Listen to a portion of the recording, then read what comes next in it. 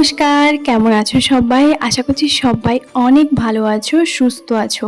সবার সুস্থতা কামনা করে আজকে আবারও একটা নতুন ব্লগে সকলকে জানাই অনেক স্বাগত। এখন একটুখানি ওই 3:30 মতন বাজে।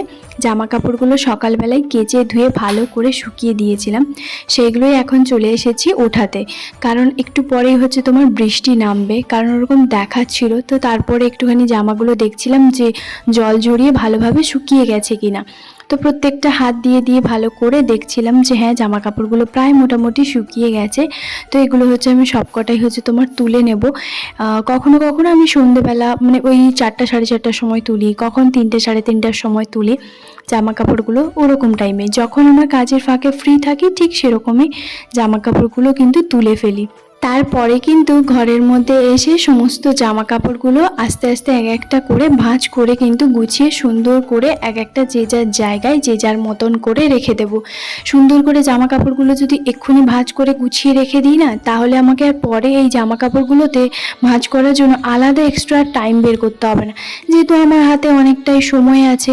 তো যাই হোক, তারপরে আমি ভাবলাম যে একটুখানি ফ্যানটা চালিয়ে নিই, কারণ প্রচুর গরম। ওই দিনটা ছিল ভীষণ পরিমাণে গরম।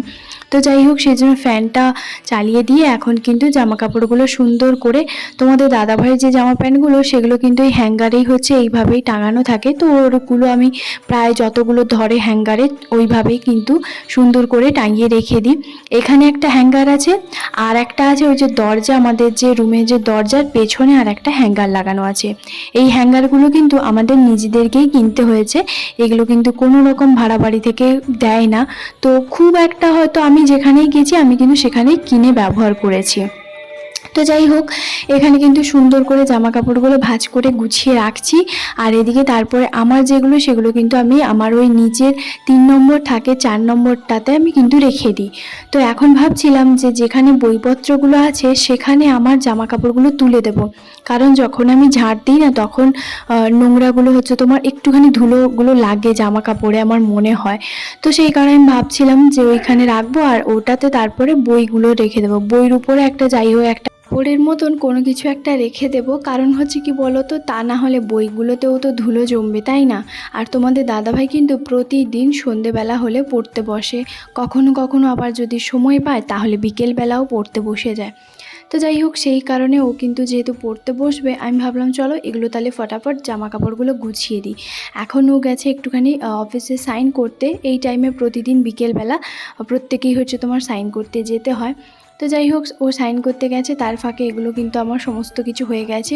বালিশের কভারগুলো এখানে কিন্তু আমি সুন্দর করে সকালবেলায় ভালো করে কেচে দিয়েছিলাম, কারণ একদিন ছাড় ছাড় আমি কিন্তু বালিশের কভারগুলো কেচে দিই।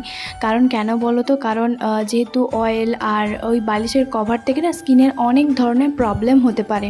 এটা সত্যি কথা। অনেকেই হয়তো বলে যে আমার মুখে ব্রণ আছে, র্যাশ আছে, এগুলো কোনো কিছুই হবে না যদি একটুখানি দেখবে, নিজেরা খেয়াল করে দেখবে যে বালিশের কভারগুলো তুমি কতদিন অন্তর চেঞ্জ করছো, তো বা কাচা ধোয়া করছো এগুলোতে। কারণ বালিশের কভার থেকে নানান ধরনের কিন্তু স্কিনে প্রচুর পরিমাণে প্রবলেম আসে, সেটা তোমরা নিজেরাই অনেকবার হয়তো খেয়াল কোনোদিনও করোনি, তারপরে হয়তো করবে, কোনোদিনও ভালো করে নোটিস করে দেখবে বালিশের কভার থেকে কিন্তু স্কিনের অনেক রকম অনেক প্রবলেম হয়ে থাকে। কারণ আমরা অনেকবার কি করি, সাইড থেকে ঘুমোই বা চুলের যে হেয়ার ফল হয় বেশি বেশি করে, সেখানেও কিন্তু হয়ে থাকে। তো যাই হোক, তারপরে এখন চলে এসেছি একটুখানি রান্নাঘরে রান্না করতে। এখন ভাবছো কি রান্না করব, তাই তো? এখানে আমি আজকে করব পিঠে, মানে যেহেতু ওই দিন ছিল চিতই অমাবস্যা, এরকম কিছু একটা ছিল।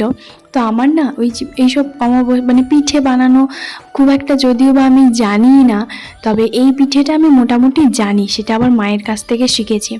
তো এখানে দেখতেই পাচ্ছ আমি প্রথমে বাদাম ভেজে নিয়েছি, বাড়ি থেকেই কিন্তু নিয়ে এসেছিলাম। এরপরে কিন্তু 1 কাপ ময়দা, 1 কাপ সুজি, আর এখানে কিছু ড্রাই ফ্রুটস নিয়ে নিয়েছি। তার মধ্যে আছে যেমন ছোট ছোট ওই যে কিশমিশটাকে আমি ছোট ছোট করে কুচি কুচি করে কাঁচিতে কেটে নিয়েছি, আর কিন্তু বাদামটাকে যে ভেজে নিয়েছিলাম সেটা ভালো করে খোসা ছাড়িয়ে ওখানে রেখে দিয়েছি।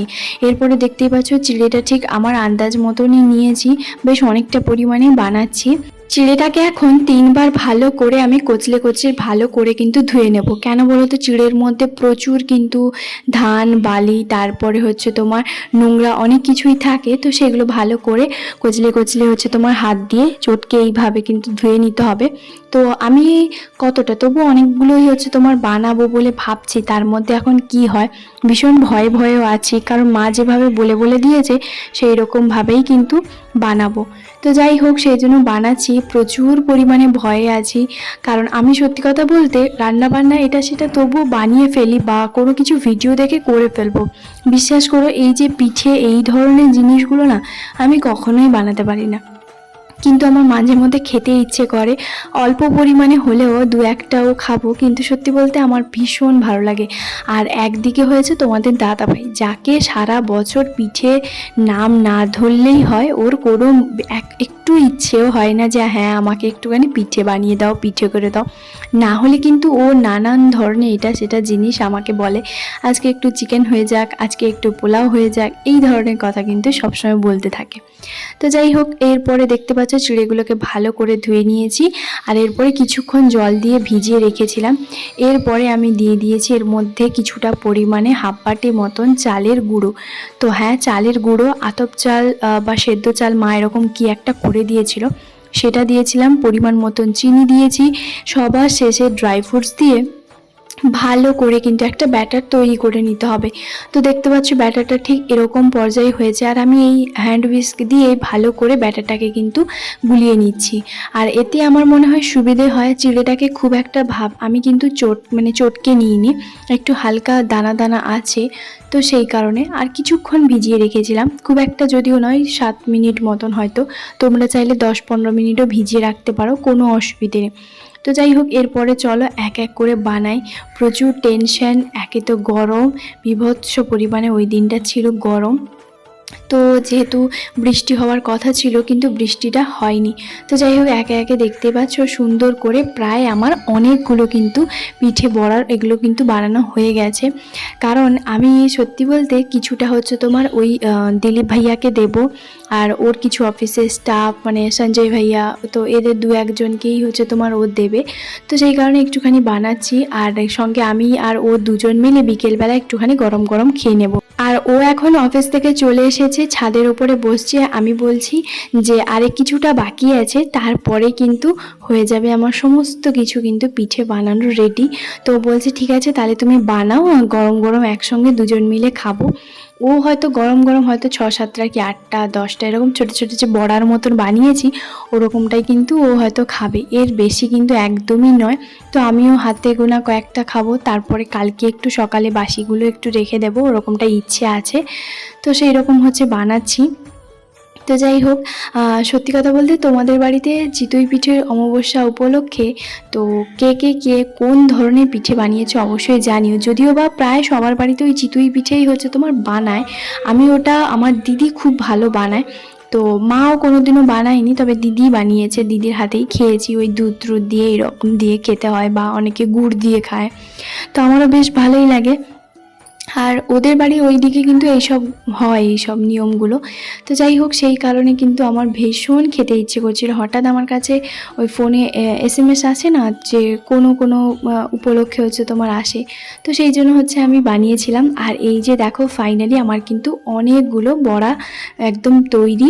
কিছু কিছু ছোট ছোট গোল গোল বানিয়েছে, আর কিছুগুলো কিন্তু একটুখানি চাপটা চাপটা ভাবেই করেছে। সবগুলো কিন্তু বেশ সুন্দরভাবে ফুলেছিল, বেশ সুন্দর হয়েছিল, বেশ নরমও হয়েছিল খেতে। চলো এখন হচ্ছে প্রত্যেকটা যে যার টিফিন বক্সে দিয়ে দিই, কারণ ওদের জন্য হচ্ছে তোমার যেহেতু দেবো সেই কারণে।